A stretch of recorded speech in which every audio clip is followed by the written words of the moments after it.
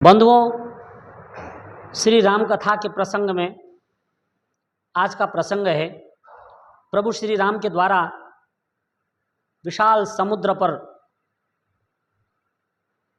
पुल बनाकर ससैन्य पार उतरना। आज मैं इसी दिव्य कथा को आपके बीच में प्रस्तुत करने जा रहा हूँ। बंधुओं, जब हनुमान जी ने सीता का पता लगाया और प्रभु श्री राम ने प्रसन्न होकर हनुमान को पुरस्कृत किया, हनुमान की प्रशंसा की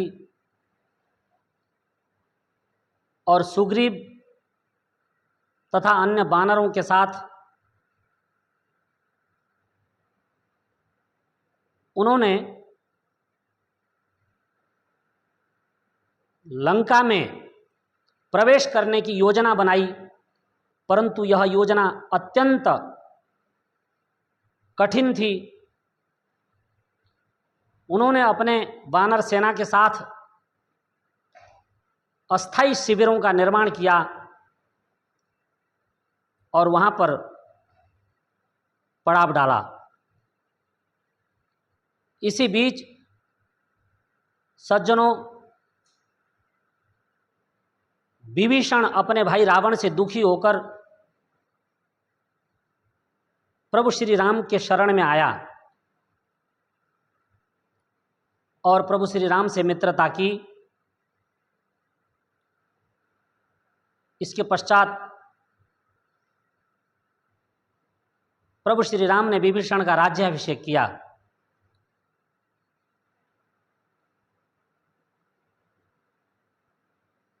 एक दिन सुग्रीव और हनुमान ने विभीषण से पूछा, मित्र, यह बताओ कि इस विशाल सागर को कैसे पार किया जाए, इसका क्या उपाय है। विभीषण ने सोच विचार करके कहा,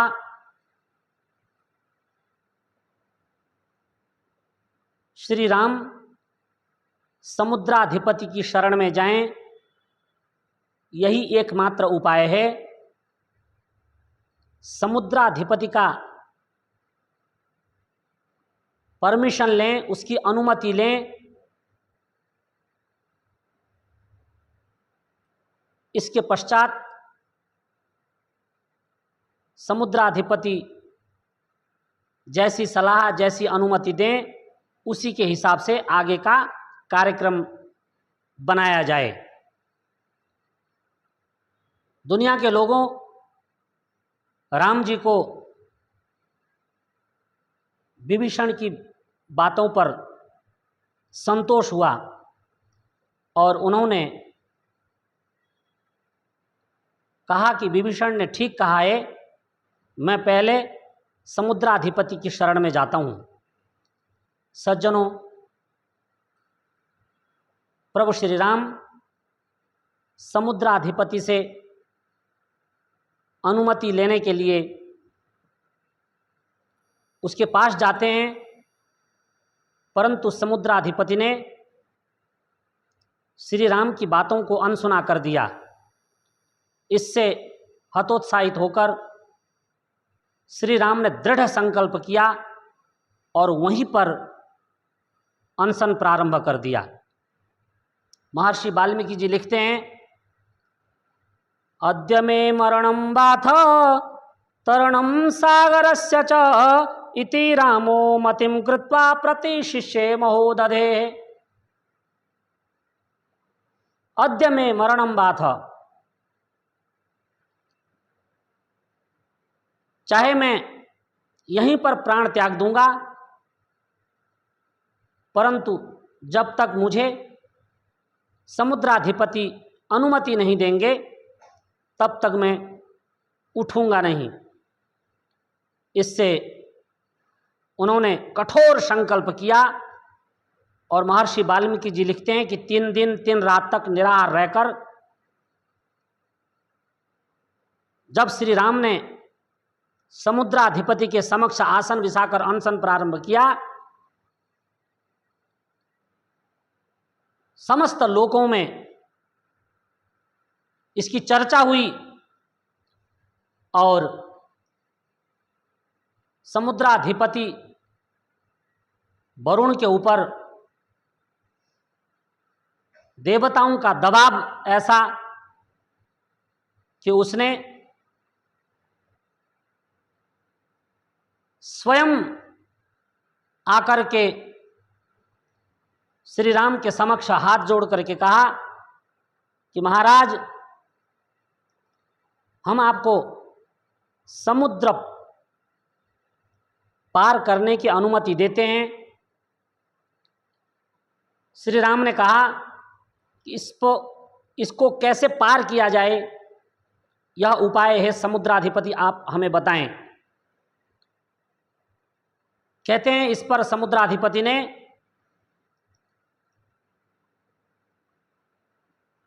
वानरों की सेना में बैठे हुए नल की ओर संकेत करते हुए कहा कि हे राम, आपकी सेना में यह जो नल नामक वानर है, यह बहुत बड़ा इंजीनियर है, विश्वकर्मा का औरस पुत्र है। और जिस प्रकार विश्वकर्मा शिल्प विद्या में निपुण है, इसी प्रकार यह नल नामक वानर शिल्प विद्या में अपने पिता के समान दक्ष है। हे राम, आप इस वानर के द्वारा इस पर पुल का निर्माण करें और मैं पुल निर्माण की जो भी सहायता है वह करूंगा और इसकी अनुमति दूंगा। और सब कुछ समुद्राधिपति ने श्री राम को अनुमति के जो कागज थे वो सब सौंप दिए और इससे प्रभु श्री राम ने पहले समुद्राधिपति का धन्यवाद किया अनुमति देने के लिए, और समुद्राधिपति अंतर्ध्यान हो गए, चले गए। फिर नल को अपने पास बुला करके कहा, क्या आप इतने बड़े इंजीनियर हैं, आपने अपने मुख से हमें नहीं बताया? तो नल मुस्कुरा करके कहा कि प्रभु, मैं स्वयं अपनी योग्यता को आपके समक्ष प्रस्तुत करता तो इससे लोग उपहास कर सकते थे, इसलिए मैंने चुप रहना ही बेहतर समझा। परंतु जब अब स्वयं समुद्राधिपति ने मेरे पिता का और मेरा परिचय दे दिया है तो मैं तन मना आपके यह कार्य को करने में उत्साहित हूँ। और श्री राम का आशीर्वाद पाकर महान इंजीनियर नल ने घोर कर्मा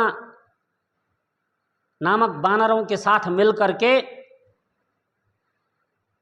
100 योजन लंबे और 10 योजन चौड़े उस महान पुल का निर्माण किया जिसे हम लोग राम सेतु के नाम से जानते हैं।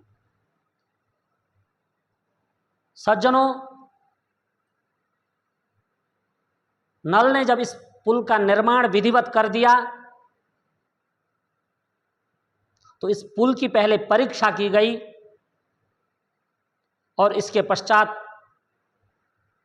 श्री राम के आदेश से सुग्रीव ने अपनी सेना को तैयार किया और समस्त वानर सेना, जिसे हम श्री राम की सेना कहते हैं, वह ससैन्य उस राम सेतु के ऊपर से लंका में प्रविष्ट हो गई और वहां पर लंका के पार पहुंचकर अस्थायी शिविरों का निर्माण किया गया और अपने युद्ध की सामग्रियों को रखा गया और वहां पर प्रभु श्री राम ने अपने विशेष मंत्रियों के साथ, विशेष विश्वास पात्रों के साथ एक बैठक की कि कैसे लंका में हमने विजय प्राप्त करना है।